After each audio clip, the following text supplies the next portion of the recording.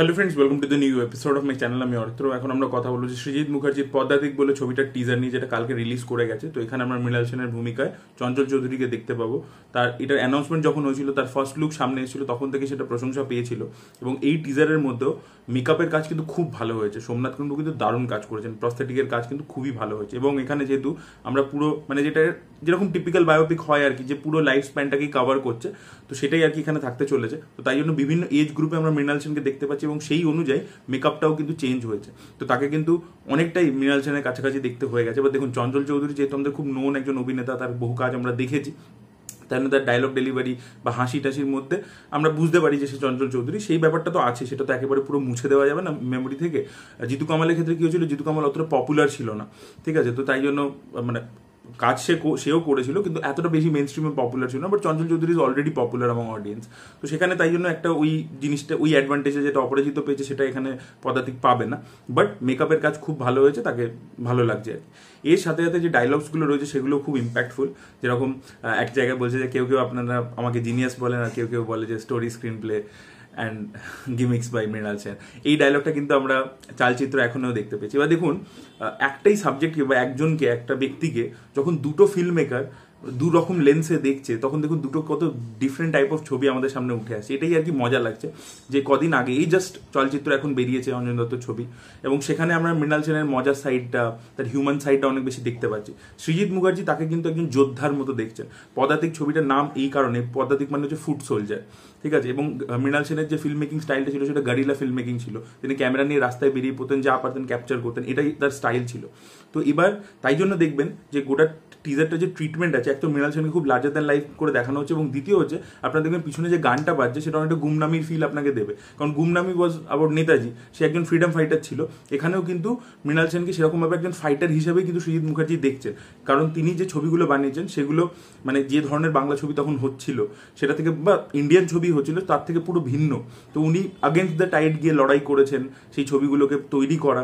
এবং আরও হচ্ছে যে উনি যে ধরনের ছবি করেছেন, কেন সেটা করেছেন, তার এই সাইকির পিছনে কারণ কি কেন তিনি এরকম হয়ে উঠেছেন। তো আমরা প্রথমেই দেখতে পাচ্ছি যে একদম ইয়াং মৃণাল সেন, দেখতে পাচ্ছি রবীন্দ্রনাথ ঠাকুরের মৃতদেহ চলে আছে, এবং সেই দিনকে তার চোখের সামনে সে দেখতে পাচ্ছে যে আরেকটা লোক তার বাচ্চাকে নিয়ে এসেছে, কিন্তু তাকে শ্মশানে ঢুকতে দেওয়া হচ্ছে না। এখানে একটা ডিফারেন্স চলে এলো, তারও তো অধিকার আছে যাওয়ার। তো সেখানে তিনি কিন্তু ওই ধরনের লোকেদের গল্প বলছেন। তিনি কিন্তু কোনো সেলিব্রেটেড ক্যারেক্টারদের গল্প কিন্তু কখনো স্ক্রিনে বলেনি। তিনি কিন্তু সাধারণ মানুষদের প্রবলেম ইত্যাদি নিয়ে গল্প বলেছেন, এবং সেটাই তার বউয়ের ভয়েস ওভারে আমরা শুনতে পাচ্ছি। তো সেই জিনিসটা আমার খুব ভালো লেগেছে, যে তাকে একটা ফাইটার ট্রিট করছে সৃজিত মুখার্জি। গানটা খুব ভালো ছিল, এবং যে শর্টসগুলো আর কি উনি হেঁটে যাচ্ছেন, এবং দেখবেন কিছু ফরেনেও শ্যুট করা হয়েছে। আমার তো দেখে একটা তো ভেনিসের শর্টই ছিল, যে নৌকো করে যাচ্ছেন লিখতে লিখতে কিছু। তো সেই শর্টসগুলো বেশ ভালো লাগছে। এবং লাস্টে যেখানে উনি ওই একটা রাস্তার উপর এরকমভাবে শুয়ে আছেন এবং বলছেন কাট, ওই জায়গাটা দারুণ লাগছে দেখতে। তো ওভারঅল মিলিয়ে টিজারটা কিন্তু বেশ ভালো হয়েছে। যেভাবে এডিট করা হয়েছে, যে ভয়েস ওভারটা ওনাকে ডিফাইন করছে, এবং এইভাবে একটা পোর্ট্রিয়াল যেটা সম্পূর্ণ কিন্তু অঞ্জন দত্তর থেকে আলাদা, সেটা কিন্তু দেখে ভালো লাগছে। এবং দুটো যেহেতু আমরা চালচিত্র এখন তার একটা পার্সপেক্টিভ দেখতে পেয়ে গেছি যে কিরকম ছিলেন, এবং অঞ্জন দত্ত যেহেতু তার খুব ক্লোজ ছিলেন, একরকমভাবে তাকে আমরা দেখতে পেলাম। এবার সৃজিত মুখার্জি তাকে কিভাবে দেখছে, এবং তার যে সিরিয়াস সাইডটা, সেইটা যে আমরা দেখতে পাবো, সেটা একটা নতুন রকমের এক্সপিরিয়েন্স হবে। তো এটাই ভালো লাগছে।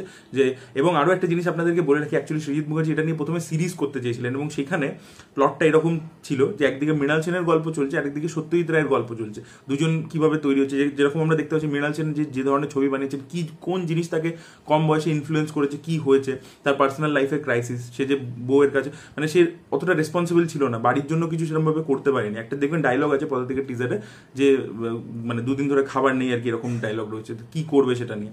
তো এটা কিন্তু আমরা চালচিত্র এখনও কিন্তু হালকা একটা টাচ পেয়েছি, যে বলছে অঞ্জন দত্তকে মৃণাল সেন যে আমি হুট করে বিয়ে করে ফেললাম, কিন্তু তারপরে রেসপন্সিবিলিটি নিইনি, আমার বউই সব কিছু করেছে, এরকম কিন্তু ডায়লগস রয়েছে।